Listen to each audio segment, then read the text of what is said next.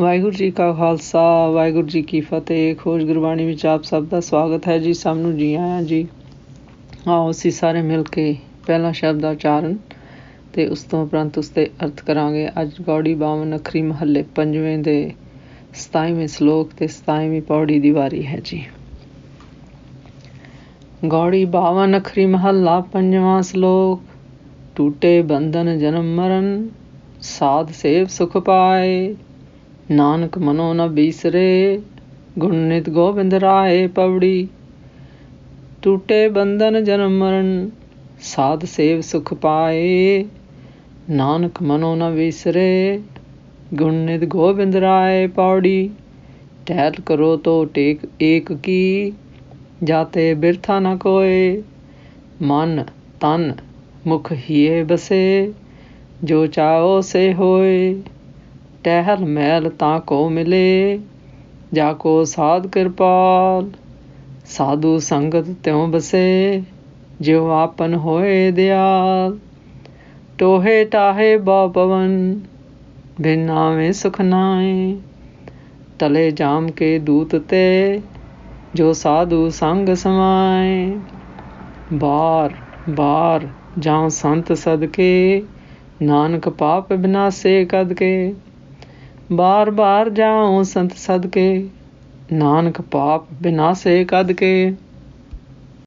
ਇਸ ਸ਼ਬਦ ਵਿੱਚ ਗੁਰੂ ਜੀ ਕਹਿੰਦੇ ਹਨ ਕਿ ਜਿਨ੍ਹਾਂ ਗੁਰਮੁਖਾਂ ਦੇ ਮਨ ਤੋਂ ਗੁਰਸ਼ਬਦ ਗੁਰਬਾਣੀ ਨਾਮ ਦੇ ਗੁਣਾਂ ਦਾ ਖਜ਼ਾਨਾ ਪਰਮੇਸ਼ਰ ਰੂਪ ਗੋਬਿੰਦ ਰਾਏ ਭਾਵ ਗੋਬਿੰਦ ਰਾਜਾ ਪਰਮੇਸ਼ਰ ਨਹੀਂ ਵਿਸਰਦਾ ਜੀ। ਫਿਰ ਗੁਰੂ ਜੀ ਕਹਿੰਦੇ ਹਨ ਉਹਨਾਂ ਗੁਰਮੁਖਾਂ ਦੇ ਜਨਮ ਮਰਨ ਦੇ ਬੰਧਨ ਭਾਵ ਆਉਣਾ ਜਾਣਾ ਆਵਾਗਮਨ ਦੇ ਬੰਧਨ ਟੁੱਟ ਜਾਂਦੇ ਹਨ ਜੀ, ਭਾਵ ਖਤਮ ਹੋ ਜਾਂਦੇ ਹਨ ਜੀ।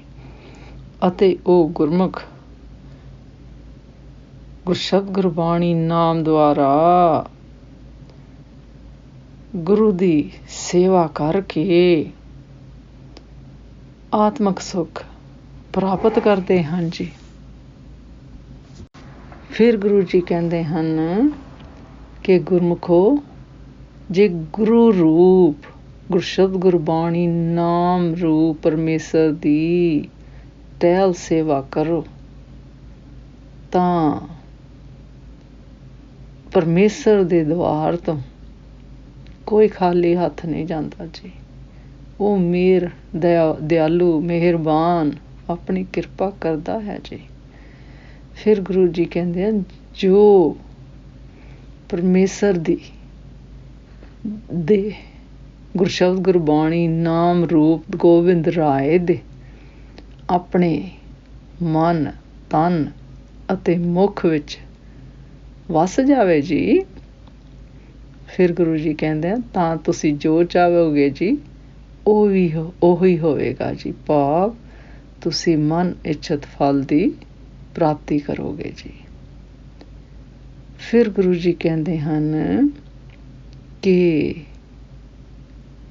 ਪਰਮੇਸ਼ਰ ਦੇ ਗੁਰਸ਼ਬਦ ਗੁਰਬਾਣੀ ਨਾਮ ਦੇ ਮਹਿਲ ਦੀ ਟਹਿਲ ਸੇਵਾ ਭਾਵ ਗੁਰਸ਼ਬਦ ਗੁਰਬਾਣੀ ਨਾਮ ਦੇ ਨਾਲ ਉਹਨਾਂ ਦਾ ਹੀ ਮਨ ਤਨ ਅਤੇ ਮੁਖ ਲੱਗਦਾ ਹੈ ਜੀ। ਜੋ ਗੁਰਮੁਖ ਆਪਣੇ ਅੰਦਰ ਗੁਰਸ਼ਬਦ ਗੁਰਬਾਣੀ ਨਾਮ ਵਸਾਉਂਦੇ ਹਨ ਜੀ ਅਤੇ ਆਪਣੇ ਮਾਇਆਵੀ ਵਿਕਾਰ ਖਤਮ ਕਰਕੇ ਸਾਧ ਸੰਗਤ ਵਿੱਚ ਬੈਠ ਕੇ ਗੁਰਸ਼ਬਦ ਗੁਰਬਾਣੀ ਨਾਮ ਦੇ ਗੁਣ ਗਾਣ ਗਾਉਂਦੇ ਹਨ ਜੀ। ਫਿਰ ਗੁਰੂ ਜੀ ਕਹਿੰਦੇ ਹਨ ਜੇ ਪਰਮੇਸ਼ਰ ਆਪ ਉਹਨਾਂ ਤੇ ਆਪ ਦਿਆਲ ਹੁੰਦਾ ਹੈ ਜੀ। ਫਿਰ ਗੁਰੂ ਜੀ ਕਹਿੰਦੇ ਹਨ ਅਸਾਂ ਬਹੁਤ ਟਿਕਾਣੇ ਟੋ ਕੇ ਵੇਖ ਲਏ ਹਨ ਜੀ। ਫਿਰ ਗੁਰੂ ਜੀ ਕਹਿੰਦੇ ਹਨ ਪਰ ਪਰਮੇਸ਼ਰ ਦੇ ਗੁਰਸ਼ਬਦ ਗੁਰਬਾਣੀ ਨਾਮ ਤੋਂ ਬਿਨਾਂ ਕਿਤੇ ਵੀ ਸੁੱਖ ਨਹੀਂ ਹੈ ਜੀ। ਫਿਰ ਗੁਰੂ ਜੀ ਕਹਿੰਦੇ ਆ ਜੋ ਗੁਰਮੁਖ ਗੁਰਸ਼ਬਦ ਗੁਰਬਾਣੀ ਨਾਮ ਦੁਆਰਾ ਸਾਧ ਸੰਗਤ ਵਿੱਚ ਸਮਾ ਜਾਂਦੇ ਹਨ ਜੀ। ਭਾਵ ਸਾਧ ਸੰਗਤ ਵਿੱਚ ਬੈਠ ਕੇ ਗੁਰਸ਼ਬਦ ਗੁਰਬਾਣੀ ਦੇ ਨਾਮ ਦੇ ਗੁਣ ਗਾਉਂਦੇ ਹਨ ਜੀ। ਫਿਰ ਗੁਰੂ ਜੀ ਕਹਿੰਦੇ ਆ ਉਹਨਾਂ ਪਾਸ ਜਮਦੂਤ ਆਣੋਂ ਟਲ ਜਾਂਦੇ ਹਨ ਜੀ।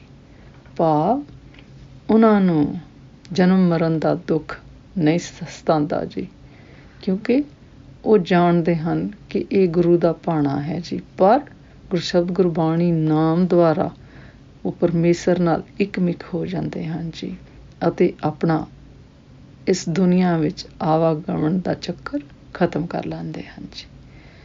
ਫਿਰ ਗੁਰੂ ਜੀ ਕਹਿੰਦੇ ਹਨ ਕਿ ਮੈਂ ਸੰਤ ਰੂਪ ਗੁਰੂ ਦੇ ਗੁਰਸ਼ਬਦ ਗੁਰਬਾਣੀ ਨਾਮ ਤੋਂ ਬਾਰ ਬਾਰ ਹਰ ਵੇਲੇ ਸਦਕੇ ਜਾਂਦਾ ਹਾਂ ਜੀ, ਕਿਉਂਕਿ ਉਸ ਗੁਰਸ਼ਬਦ ਗੁਰਬਾਣੀ ਨਾਮ ਕਰਕੇ, ਨਾਮ ਧਾਰਨ ਕਰਕੇ ਮੇਰੇ ਸਾਰੇ ਪਾਪ ਨਸ਼ਟ ਹੋ ਗਏ ਹਨ ਜੀ, ਦੂਰ ਹੋ ਗਏ ਹਨ ਜੀ।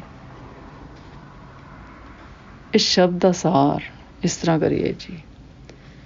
ਇਸ ਸ਼ਬਦ ਵਿੱਚ ਗੁਰੂ ਜੀ ਸਾਨੂੰ ਦੱਸਦੇ ਹਨ ਕਿ ਜੇ ਪਰਮੇਸ਼ਰ ਦੇ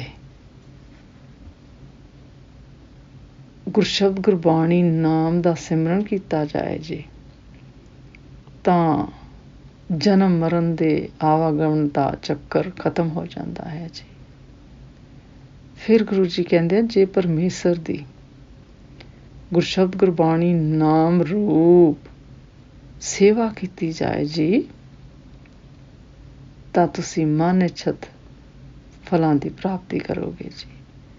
ਫਿਰ ਗੁਰੂ ਜੀ ਕਹਿੰਦੇ ਹਨ ਇਹ ਸੇਵਾ ਪਰਮੇਸ਼ਰ ਦੀ ਕਿਰਪਾ ਨਾਲ ਹੀ ਮਿਲਦੀ ਹੈ ਜੀ, ਅਤੇ ਗੁਰਸ਼ਬਦ ਗੁਰਬਾਣੀ ਨਾਮ ਨੂੰ ਆਪਣੇ ਮਨ, ਤਨ ਅਤੇ ਰਸਨਾ ਵਿੱਚ ਵਸਾ ਕੇ ਅਤੇ ਸਾਧ ਸੰਗਤ ਵਿੱਚ ਗੁਰਸ਼ਬਦ ਗੁਰਬਾਣੀ ਨਾਮ ਦੇ ਗੁਣ ਗਾਣੇ ਹਨ ਜੀ, ਅਤੇ ਫਿਰ ਉਸ ਪਰਮੇਸ਼ਰ ਰੂਪ ਗੋਬਿੰਦ ਰਾਏ ਦੇ ਨਾਲ ਸੰਪਰਕ ਪ੍ਰਾਪਤ ਹੁੰਦਾ ਹੈ ਜੀ। ਭਾਵ ਫਿਰ ਪਰਮੇਸ਼ਰ ਆਪਣੀ ਕਿਰਪਾ ਕਰਦਾ ਹੈ ਜੀ।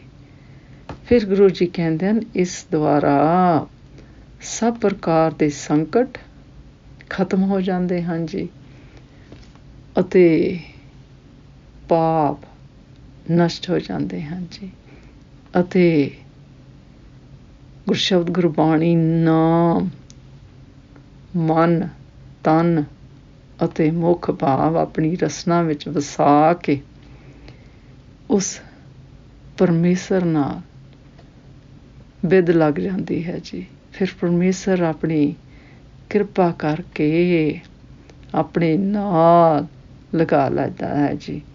ਫਿਰ ਗੁਰੂ ਜੀ ਕਹਿੰਦੇ ਹਨ ਮੈਂ ਉਸ ਤੋਂ ਬਾਰ ਬਾਰ ਸਦਕੇ ਜਾਂਦਾ ਹਾਂ ਜੀ। ਭਾਵ ਬਲਿਹਾਰੀ ਹਾਂ ਜੀ, ਸ਼ੁਕਰਗੁਜ਼ਾਰ ਹਾਂ ਜੀ, ਜਿਸ ਪਰਮੇਸ਼ਰ ਨੇ ਮੇਰੇ 'ਤੇ ਕਿਰਪਾ ਕੀਤੀ ਹੈ ਜੀ, ਕਿ ਮੈਨੂੰ ਆਪਣੇ ਨਾਲ ਲਗਾ ਲਿਆ ਹੈ ਜੀ। ਜਿਸ ਤਰ੍ਹਾਂ ਇਸ ਸ਼ਬਦ ਦੀਆਂ ਨਾ ਪੰਕਤੀਆਂ 'ਚ ਗੁਰੂ ਜੀ ਦੱਸਦੇ ਹਨ, ਬਾਰ ਬਾਰ ਜਾਊਂ ਸੰਤ ਸਦਕੇ, ਨਾਨਕ ਪਾਪ ਵਿਨਾਸੇ ਕਦ ਕੇ। ਬਾਰ ਬਾਰ ਜਾਊਂ ਸੰਤ ਸਦਕੇ, ਨਾਨਕ ਪਾਪ ਵਿਨਾਸੇ ਕਦ ਕੇ। ਅੱਜ ਦਾ ਵਿਚਾਰ ਕਰਦਿਆਂ ਮੇਰੇ ਕੋਲ ਅਨੇਕਾਂ ਭੁੱਲਾਂ ਹੋਈਆਂ ਹੋਣਗੀਆਂ, ਉਸ ਵਾਸਤੇ ਮੈਂ ਖਿਮਾ ਦੀ ਜਾਚਕ ਹਾਂ ਜੀ। ਵਾਹਿਗੁਰੂ ਜੀ ਕਾ ਖਾਲਸਾ, ਵਾਹਿਗੁਰੂ ਜੀ ਕੀ ਫਤਿਹ।